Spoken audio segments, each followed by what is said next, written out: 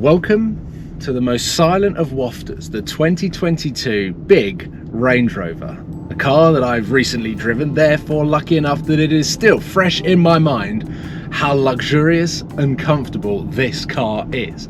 Now, if you haven't been able to tell from the title what this video is going to entail, thanks to Saxton 4x4 and the depth of their stock, we are able to compare this, the big Range Rover, to its younger, slightly smaller brother, the 2022 Range Rover Sport. Now visually, on the exterior of the 2022 big Range Rover, not that much, you could argue, has changed. The side profile is almost identical. From the front, it took me a lot of road sightings for me to be able to differentiate a new Range Rover to that of its predecessor. From the rear of the car, the revised taillights stand out a lot more on the white car like the one that I'm driving, but on a black car, it blends in. So Range Rover have gone after a more of a facelift approach. That is where I've been able to identify more recently, seeing more on the road, just how clean this new design is. Whereas on the Sport, the exterior has a much more radicalized design shift.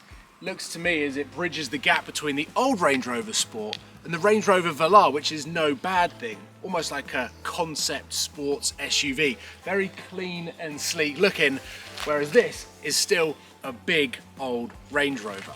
However, now whilst they both look great from the outside, it's what's underneath that I find the most interesting when you're looking at differentiating between the two. Now interestingly, both of these cars were developed at the same time. They share a lot of the same underpinnings as well as the platform.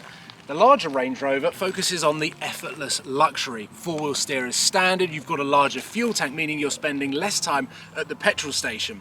The other thing, it has a slightly larger steering wheel, a less cluttered steering wheel, which might not sound like a big difference in comparison to the Range Rover Sport, but it's got that yacht-like wafty feeling when you're cruising around.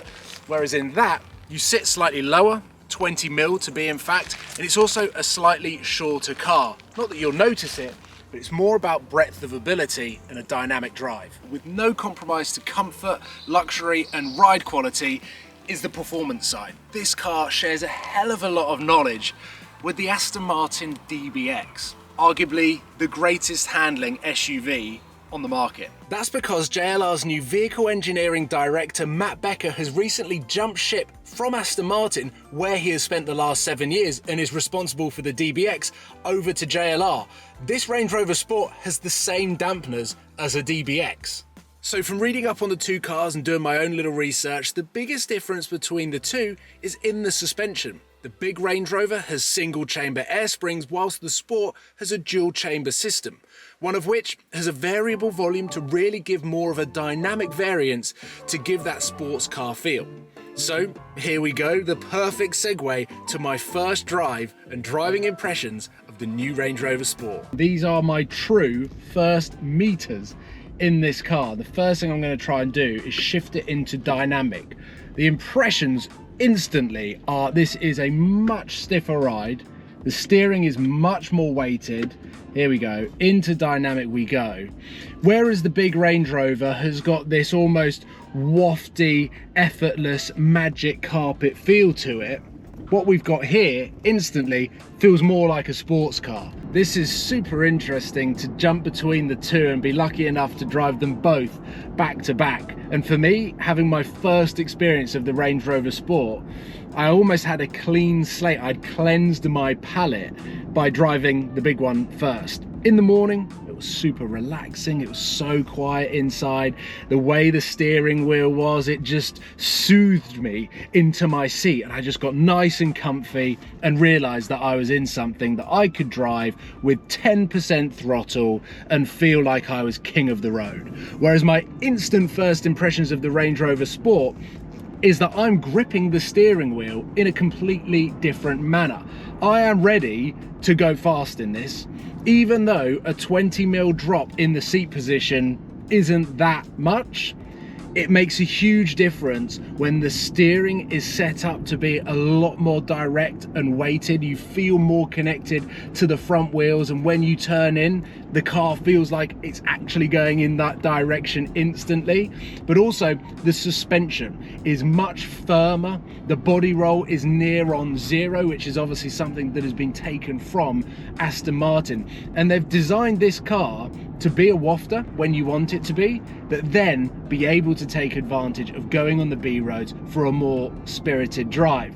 And when I was doing my research on the two cars, I thought, I don't know why I would want the big Range Rover. It seems as though the Range Rover Sport, from the reviews that I read, was capable enough to be a comfy daily cruiser and then still have the performance.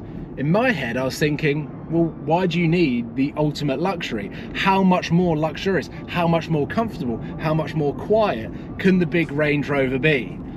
And I actually think there are two completely different markets. Now that I've driven them both back to back, I thought this was going to be a video that says the Range Rover Sport is the car to have. There is no point in the big one. But actually, I feel like there are two completely different markets, two completely different customers for it. And yes, whilst you do get a sense of luxury, you've got an incredibly similar interior here to the big Range Rover. It's also the same sort of interior as the Jaguar F-Pace and F-Pace SVR, which I love so much. But actually, this feels closer to an F-Pace in the way that it's a sports coupe SUV, whereas that is this big, tall, waft wagon that you know you're in something luxurious, and it wears the Range Rover badge well. This is undeniably a Range Rover Sport and has that feel to it. And I didn't think that I would get that from driving them both back to back. From the reviews that I read, I thought this was going to feel very similar to that, but just a bit more sporty. But they are two completely different cars, but they were developed at the same time, which kind of works both ways from a JLR perspective, because it's very easy to get caught up and chase the comfort of the big one in the Range Rover Sport, or chase the performance in the big one from the Range Rover Sport. But actually they've done a very, very, very good job. I can absolutely see why both of these cars are so incredibly popular, and the order books are completely full. It's almost reviving JLR launching these two cars at the same time. It's super interesting, and we are now getting a full experience of the stiffness of suspension. I say stiffness, this is not a performance car, it's not a sports car, but that car up front would absolutely cruise over these undulations in the tarmac far better than this, although I am in dynamic mode in this car, so it is set up for minimal body roll. But a very interesting drive. Let me know what you think. I can't believe that I've driven these two cars back to back, and it is the ultimate way to experience the Range Rover Sport, to really understand the differences of the two cars. But I will leave it there. Massive thanks to Saxton 4x4, who of course have both of these cars in stock, all sorts of specs available, and it is super interesting to see the demand in the used car market for both the big Range Rover and the Range Rover Sport. I'll see you soon, guys. Take care. Goodbye.